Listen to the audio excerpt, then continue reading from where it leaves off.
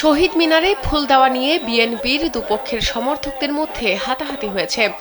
এ সময় ছুরিকাঘাতে দুজন আহত হয়েছেন। প্রত্যক্ষদর্শীরা জানান, ২১-এর প্রথম প্রহরে উপজেলা পরিষদের অভ্যন্তরে শহীদ মিনারে প্রথমে ফুল দিয়ে শ্রদ্ধা জানান উপজেলা নির্বাহী কর্মকর্তা। পরে সেখানে ফুল দিতে আসেন বিএনপি নেতাকর্মীরা। তবে তারা দুই দলে বিভক্ত হয়ে আসেন। এক পক্ষে ছিলেন জমির দস্তগীর ও ইমাম হোসেনের সমর্থকরা, অপর পক্ষে ছিলেন মহসিন ভূঁইয়া ও শাহ আলম মিয়ার অনুসারীরা। কে আগে ফুল দেবে তা নিয়ে দুপক্ষের সমর্থকদের মধ্যে বাক বিতণ্ডা ও পরে হাতাহাতি হয়।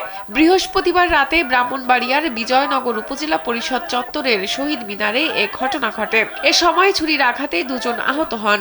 দুজনেই মহসিন শাহ আলমের সমর্থক।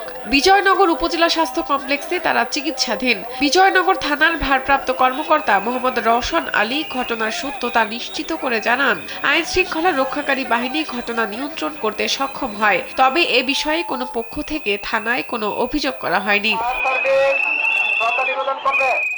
এটা তো দুইটাই গ্রুপ আছে, যেহেতু সবাই কম বেশি জানেন। এখানে যারা সিনিয়র লেভেলে ছিল, বিশেষ করে মহসিন ভাই এবং জমি দস্তগীর ভাই, তাদের কোনো সমস্যা নাই, তারা দুইজনে একসাথে ফুল দিতে। বাট এই যে যারা এই যে জুনিয়র লেভেলে ছিল, ওই তারা ফুল দেওয়া নিয়ে কেন্দ্র করে এটা ধাক্কাধাক্কি এক পর্যায়ে কিছু আর কি কিছু ছোটখাটো কিছু অনাকাঙ্ক্ষিত ঘটনা ঘটছে।